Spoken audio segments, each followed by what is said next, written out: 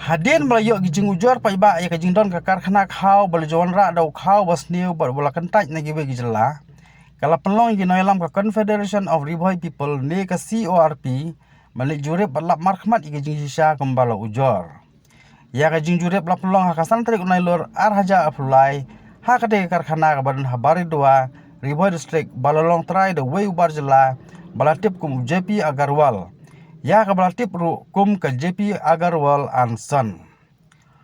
Kat kum ubak pateng mersing working president ka CORP. Haba keren bigilat pathai khubor ulong bakaseng kansa rak luksa yau tu khau ban penpoi syakatnat food and supply ka district. Bat lada lap sisa bakate karkhana ni khau ka kadun kti kumbala keno.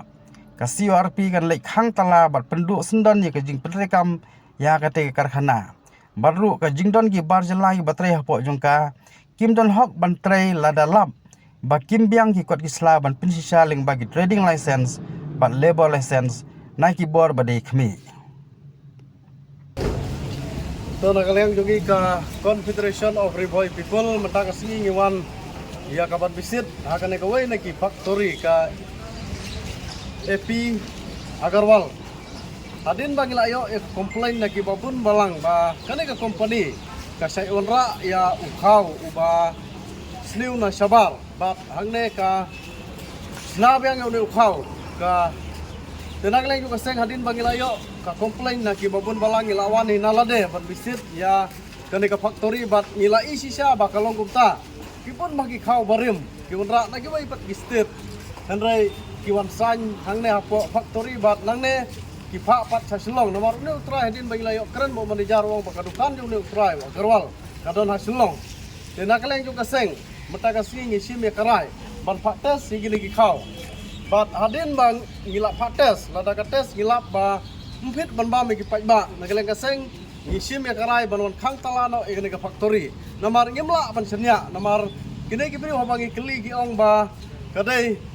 ba uni ukhau ulong ban bam na kemta ki pai ba andre ngimla ban tip ulong ne em haba ki pen kelab yang ki pen thamai ba uni ukhau na thrai ki don ki dawai ki chemical ki khle na mata uni ukhau baladu dena kaleng ka seng kum bangila si me karai bangin ni pates bat adin bangila lap bakalong si sha kum ta na kaleng ka seng kum bangi kren yong bangi mangse ban khang ye kene ka factory hang ne apo baridwa pada kaleng ka seng i na kapor kini ki non tribal Kiwan balik ki business hakane ka Them Riboy ke jongi ni ba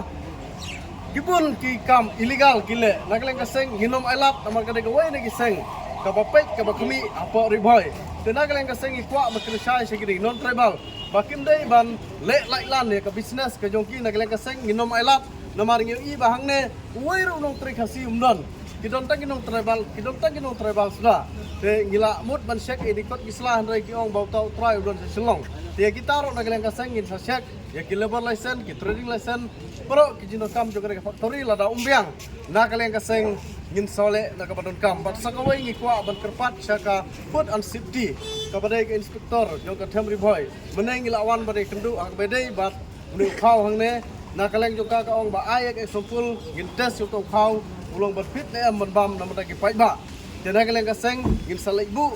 sya ini officer berpates unu khau hakini kita yau hi ki ba menta